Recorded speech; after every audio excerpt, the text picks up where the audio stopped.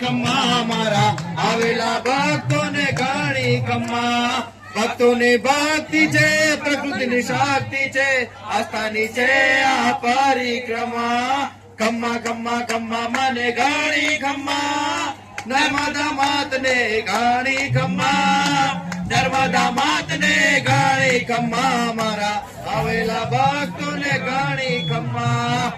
વાહ ભાઈ વાહ. આજે તો અહીંયા નર્મદા મૈયાના સાનિધ્યમાં આવીને એવું લાગે છે કે જાણે જીવ ને શિવ એક થઈ ગયા હોય. સાચી વાત કરી હો ભાઈ.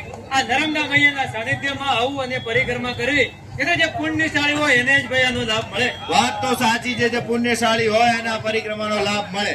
અને કહેવાય છે ને કે નર્મદા મૈયાના તો કંકર માં ભગવાન શંકર વસે છે. હા, એકદમ સાચી વાત કરી હો ભાઈ.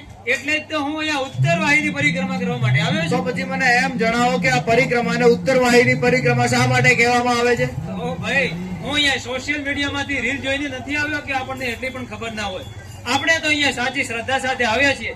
એવા રામપુરા થી તિલકવાડા સુધીનો જે નર્મદા મૈયાનો પ્રવાહ છે આ ઉત્તર દિશામાં વહે છે એટલે એને ઉત્તર વાહિની પરિક્રમા કહેવાય છે. એકદમ સાચી વાત.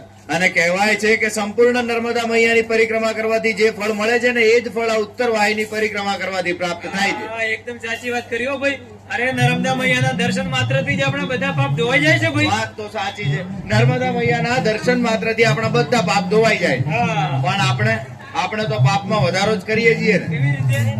સમજાવ લાવો. ઓ વડીલ, ક્યાં જાઓ છો? બસ આ પરિક્રમા બધાની સાથે સાથે આગળ વધી રહ્યા છે. અચ્છા, આગળ વધી રહ્યા છો. હા. ઓહો, તો જરાક પાછળ જોવો. પાછળ શું જોવું? આ બાજુ. અલ્યા ભાઈ, એક પ્લાસ્ટિક નું પડેકું નાખ્યું એમાં તો ગામ આખું ભેગું કરી દીધું તમે. અરે વડીલ, તમારી જેમ હજારો શ્રદ્ધાળુ આવે છે.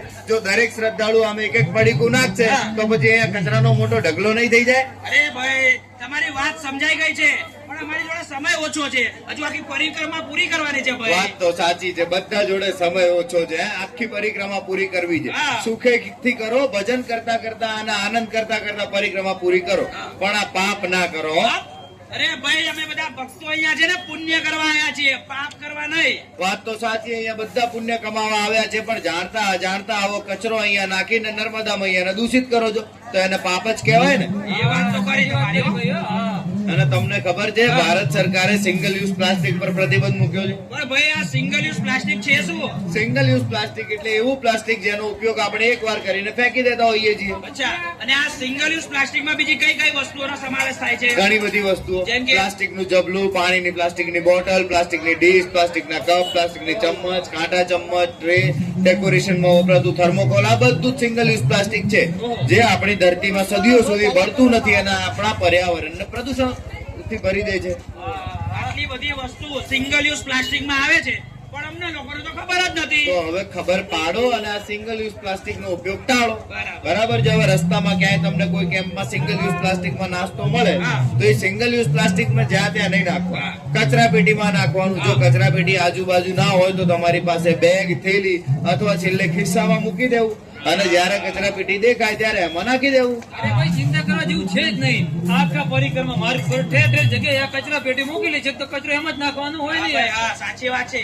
આખા પરિક્રમા રૂટ ઉપર દરેક જગ્યાએ કચરાનું ડસ્ટબિન મૂકેલું છે એટલે આજુબાજુ નાનો મોટો ક્યાંય પણ કચરો દેખાય એ આપણે ઉઠાઈને ડસ્ટબિનમાં નાખી દેવાનો. વાહ, જલ્દી સમજી ગયા નહીં? હવે મને એક વાત કહો કે તમે આ પ્રકૃતિના ખોળે આવ્યા છો ને તો પછી આપણી પ્રકૃતિને નહીં સમજવી પડે? એ કેવી રીતે? આપણા સૂર્યનારાયણ ભગવાન બધાને સૌર ઉર્જા આપે છે તો સૌર ઉર્જાથી ચાલતા સાધનો આપણે વસાવવા જોઈએ.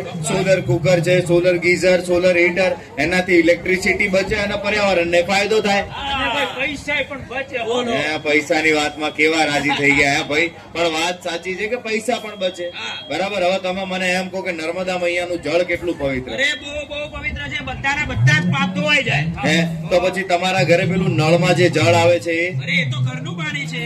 આ તો મોટી ભૂલ છે કે આપણે એને ઘરનું પાણી સમજીએ છીએ. એ પણ એટલું જ અમૂલ્ય છે કારણ કે જળ છે તો જીવન છે. જળ હે તો ભલે. હે ને. હવે મોટા ભાગે બહેનો શું કરે, વાસણ માંજ્યા પછીનું પાણી કે કપડા ધોયાનું પછીનું પાણી હોય ને એ ગમે ત્યારે લઈ લે. એની જગ્યાએ બાગ બગીચામાં જો ફૂલ છોડને પાણી આપીએ તો પાણીનો સદુપયોગ થાય ને પર્યાવરણનું જતન પણ થાય. એકદમ સાચી વાત કરી ભાઈ. હવે તમે તમારે સુખેથી પરિક્રમા કરો અને ઘેર જાઓ ને એટલે મસ્ત પ્રસંગ એક ઉજવી નાખો જાણે તમારા છોકરાના લગ્ન હોય. અરે ભાઈ, હજુ તો મારા છોકરાઓ નાના છે. તમારા છોકરાના છોકરાને ફાયદો થાય ને એવી વાત છે.